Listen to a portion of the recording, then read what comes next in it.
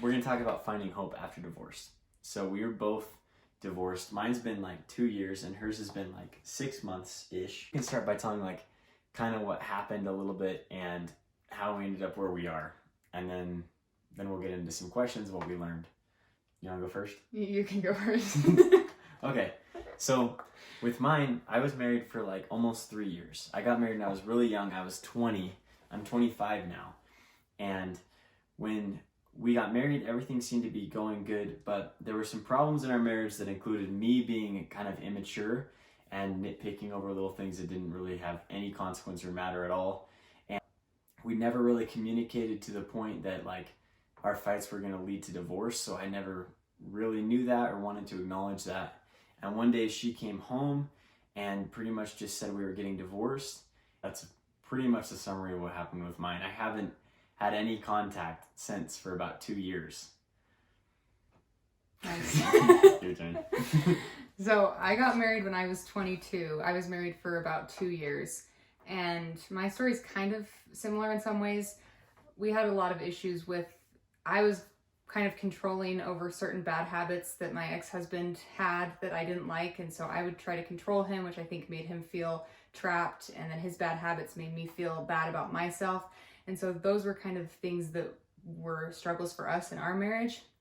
And then ultimately it ended very abruptly as well. He came home one day and we kind of had a big fight and he left. And we were back and forth for about 6 weeks. And then he ultimately decided he wanted a divorce. And so I have been divorced for like 6 months now, and I've heard from him one time about some legal stuff, and that was about it. So I haven't heard from my ex since, and I feel similarly to how Cole feels about divorce and wanting to help people through it.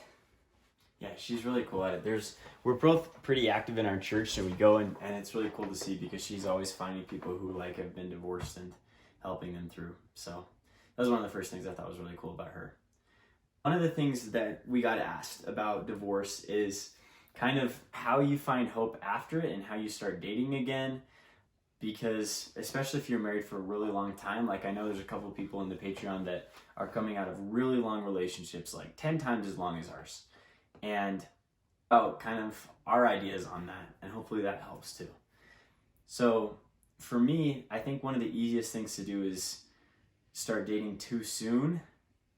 That's what it was for me. I didn't want to really do anything but rebuild my life exactly the same way it was. And I think a lot of people can feel like that if they were the ones who kind of got surprised and the divorce came from the other person.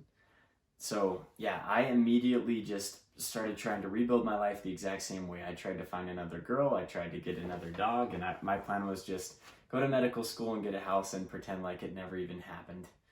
Year-long relationships, I think you should take for sure 3 to 6 month breaks, and especially if you have kids too, which I know like a lot of you do. You don't want to be dating really quickly after because it can kind of mess with your kids and make them feel like it's kind of an unstable situation too. And hurt other people in the process, I guess. Yeah, they're like the person you're dating. Yeah, if you're not ready. Yeah, I agree.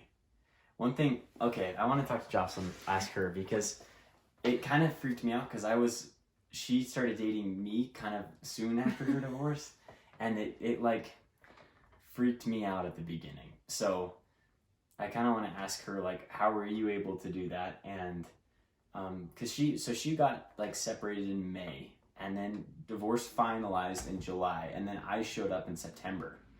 So because I'd kind of been through the experience that I dated someone really soon after and it didn't end up working out, I didn't want that to happen to me. So I guess, how did you feel comfortable with that? Why is it not like that? Yeah.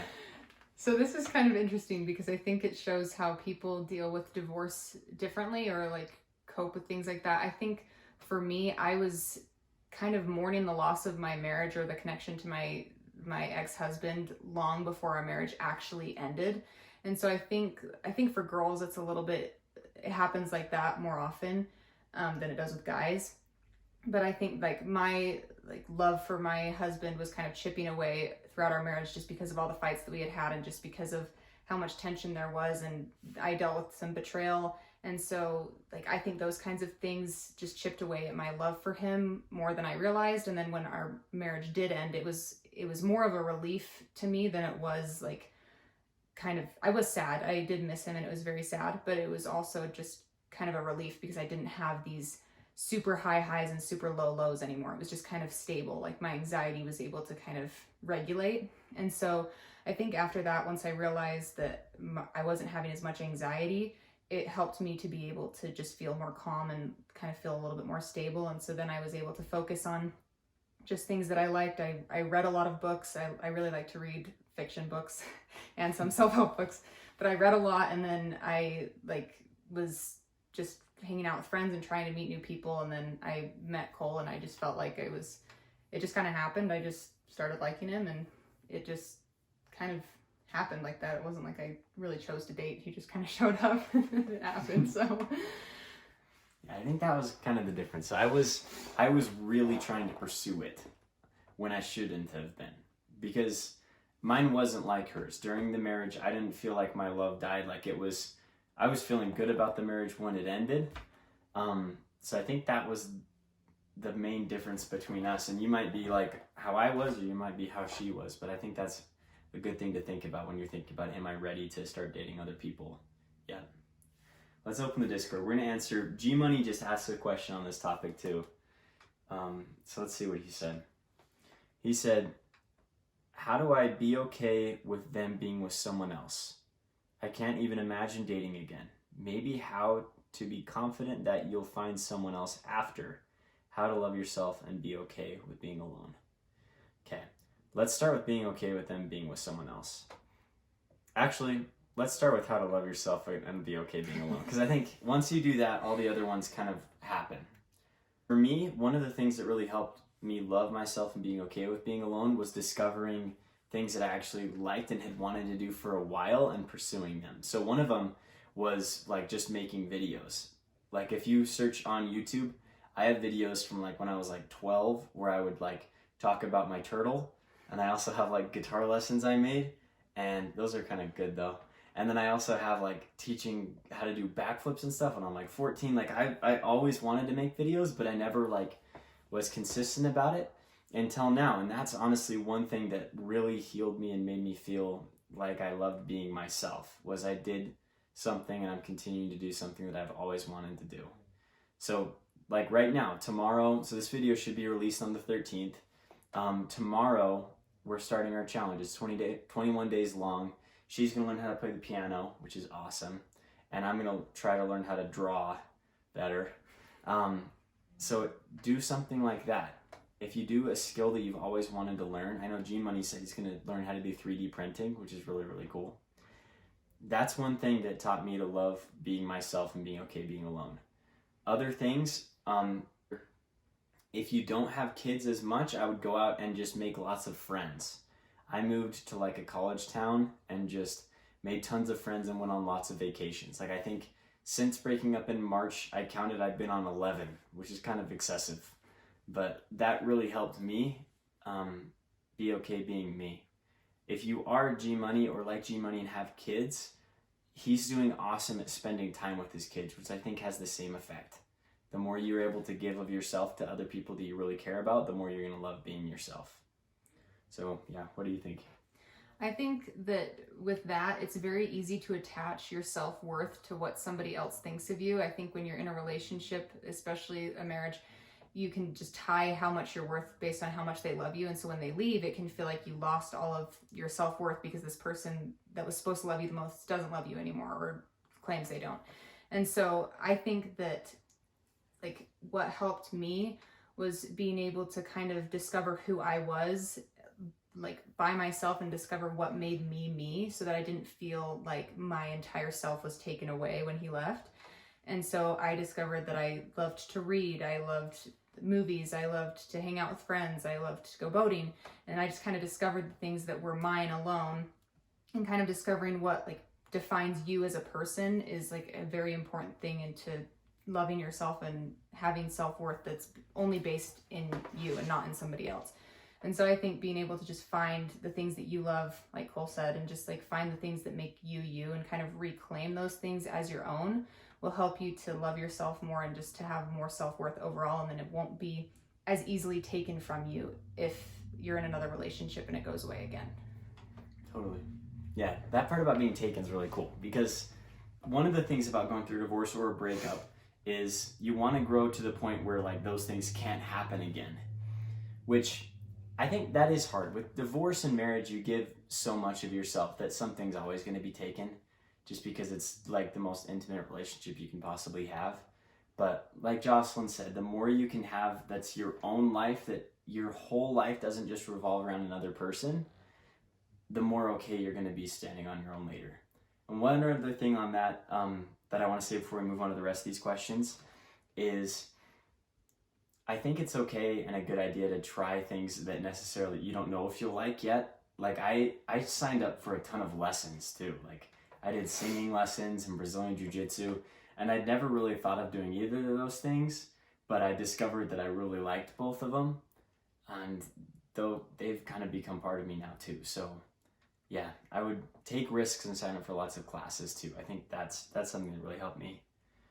Okay, so I'm trying to answer these in the best order. Being okay with someone else, being okay with them being with someone else, can't even imagine dating again, maybe how to be confident you'll find someone else after. Which one do you want to do first? I think being okay with them being with somebody else probably should come before being with somebody else. Go for it. I think this one's hard because I think that it's not as easy to just give an answer about how to be okay with it, because it's different for everybody. But I think like when I look back to when my divorce first happened, like even thinking about, like I was separated for 6 weeks before my husband left for the last time. And so like I had a long time to kind of process what my life would look like being divorced.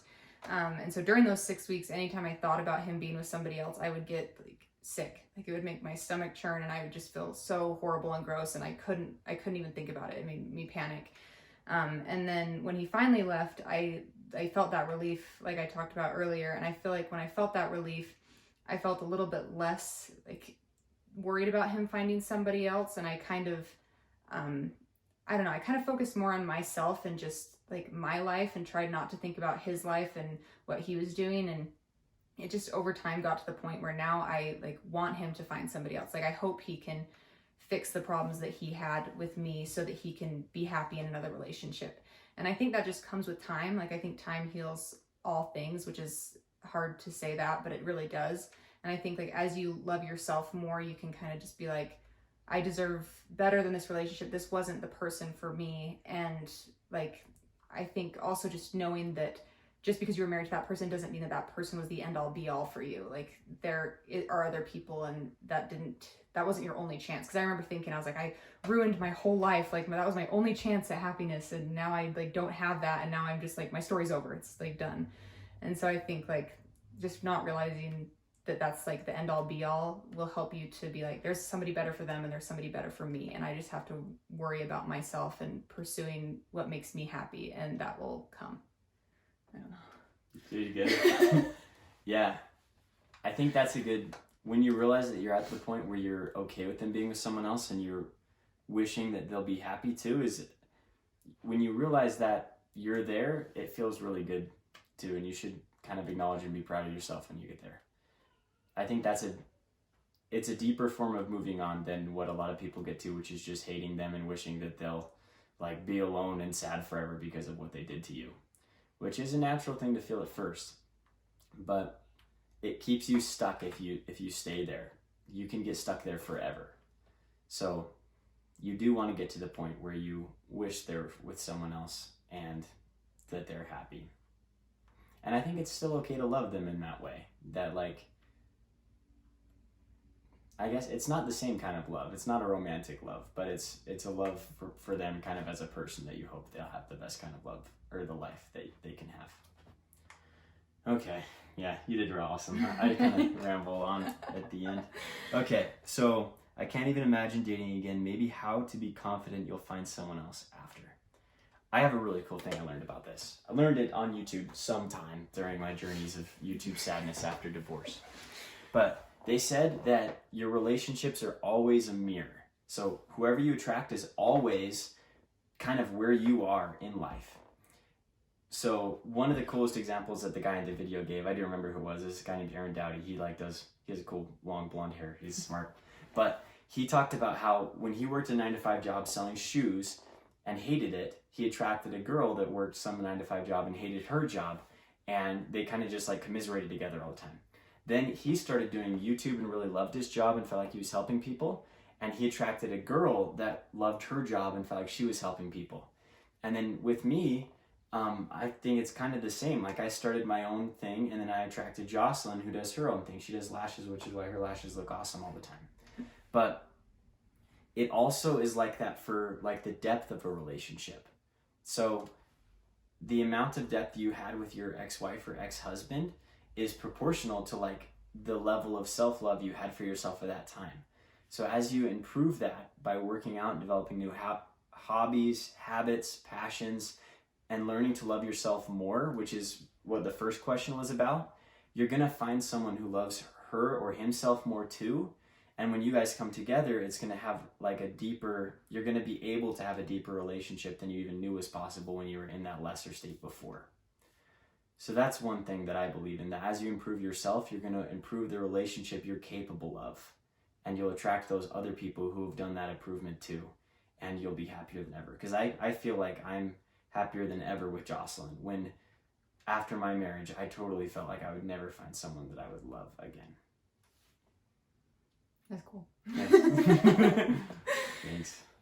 I feel like for me, I remember more vividly probably my experience because my divorce was more recent, but I remember thinking like that I would never find anybody else. Like I remember thinking that. I was like, everyone says it's going to get better, but they're liars and they're dumb and they don't know what they're talking about. I remember like thinking those thoughts all the time. And I think one thing that really helped, that was kind of something that anyone can do, is finding people who have experienced the same thing. Like in my job, I talk with people every single day. I do lashes, so I talk with people every single day. And the people that helped me feel like the best were the people who had experienced divorce and who had found happiness after it. And they were able to tell me that it gets better. And their opinion meant more to me because they had experienced it and they were living proof that you could find somebody after divorce and be happy. And I think I kind of clung to that for a long time and just really talked to them over and over again about it, and kind of just got support from them. And like they're happily married now with kids, and they talk about how they never thought they could be happier than they were now. And so I think like if you're in the depths of divorce right now and it's happening right now and you can't think of how you're going to be happy again, find people who have experienced it and can like tell you that it's going to get better, and their opinion will mean more. At least it meant a lot more to me until I could see it for myself.